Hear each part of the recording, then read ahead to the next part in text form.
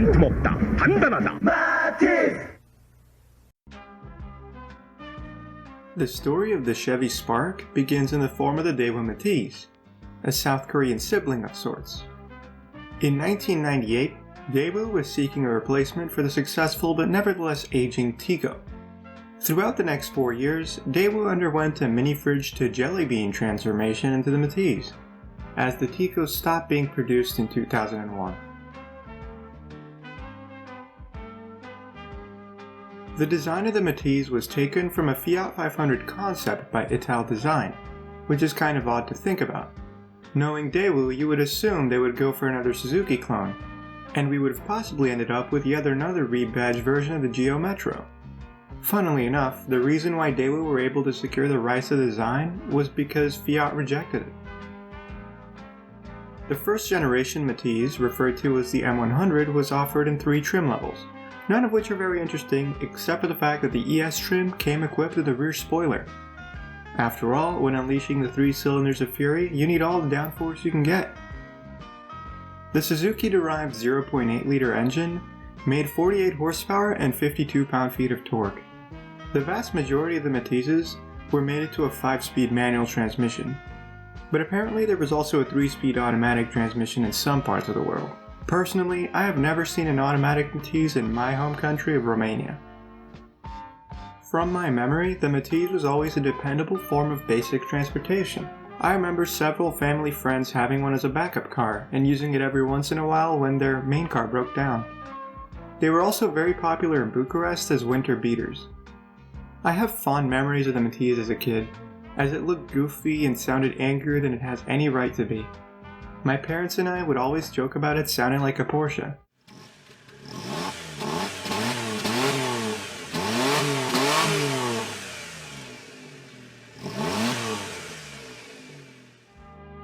Obviously, that's not the main appeal of a car like this because it's the type of car you can own worry-free, free from the bounds of dings, scratches, and minor accidents.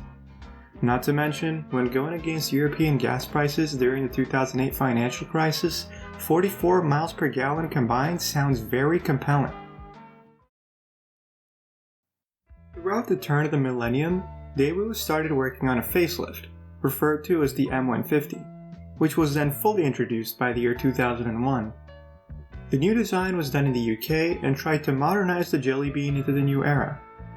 Apart from some cosmetic changes, a new 4-cylinder engine was introduced to further improve the car, as General Motors gained possession of the company. As you can probably guess, this is where the Matiz started being sold under more different names which you might be familiar with, and being produced in more factories around the world. Some of the rebadged examples include the Chevrolet Matiz, Pontiac Matiz, and the Taiwanese Formosa Matiz, and obviously the Chinese variations, one of which is known as the Chevrolet Lechi. There was also another Chinese example, although this one was not really a rebadge, at least not in the legal sense. The Chinese company Chery decided to reverse engineer the Matiz and sell it under their own brand. This resulted in a legal battle with General Motors, in which you can probably guess the outcome. GM had proved the car's fundamental and structural similarities by showing that a Matiz door would fit perfectly on the Chery with absolutely no modification required. At the 2004 Paris Motor Show, Chevrolet showcased the M3X concept, which then became the basis for the new second-generation Matiz, known as the M200. Contrary to the first-generation model, the new one was mostly sold as a Chevrolet Spark, but was also still badged as a Pontiac G2 and Daewoo Matiz depending on which country it was sold in. Outside of cosmetic enhancements, the new Spark boasted a new interior, which had a really odd centered gauge cluster, similar to a Mini. It was also ever so slightly more aerodynamic and had different suspension components, such as a torsion beam system in the rear. The 0 to 60 time also dropped by 3 whole seconds, which would have been impressive had the time not been 14 seconds. I have a personal bias towards the second generation model because my dad had bought one as a work vehicle. I even implored him not to sell it after he switched to a much larger Dacia Logan MCV. There was something about this weird jelly bean that made it enjoyable to be around.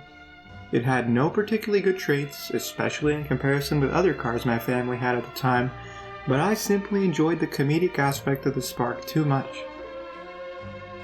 In just about a decade, over 2.3 million of these M200 examples were sold. GM knew it would be foolish not to continue development. So, Chevrolet showed off the Beat concept at the 2007 Paris Auto Show, and they even managed to secure a role in the upcoming Transformers movie at the time. This would become the new basis for the M300 generation Chevy Spark.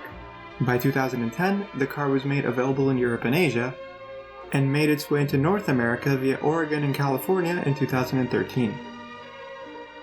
Though the car was still produced as both a Chevy and a Daewoo, it was also sold in Australia as the Holden Barina. Obviously, because Pontiac no longer existed by that time, the Pontiac version became a thing of the past.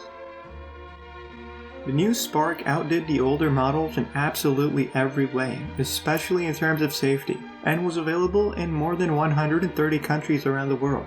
Despite this, sales have been almost exactly the same as previous generations, and in my opinion, the car has lost its charm.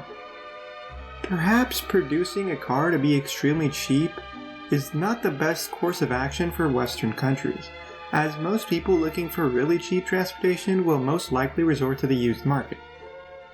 Even then, GM tried their best, offering a plethora of standard equipment, the choice of a more efficient CVT transmission, multiple facelifts, and even a fully electric Spark. However, the coolest model of the Spark was actually not offered to the general public. See, back in 2015, Domino's Pizza wanted cool delivery cars to use as a marketing campaign. Initially, they wanted to build their own cars in partnership with Local Motors, the people who make the Rally Fighter. After working out that the costs would be astronomically high, they decided that their fleet should be based on an existing vehicle. And out of countless compact cars to choose from, they eventually landed on the Spark. The Domino's DXP was fitted with a pizza oven, large custom storage compartments, and it was even tuned by Roush Performance. Nowadays, the Domino's DXP could be considered a rare collectible amongst people who like really weird cars. And this, ladies and gentlemen, is where we currently stand. Spark production is still ongoing, and the older Daewoo models are currently going for about 1,000 euros, all with understandably very low mileage as they're probably not being driven or just being driven around town. These types of neglected economy cars never get any attention. Not that they really should be getting any, but my personal memories with this car prompted me to make this video, and if you enjoyed it, thank you.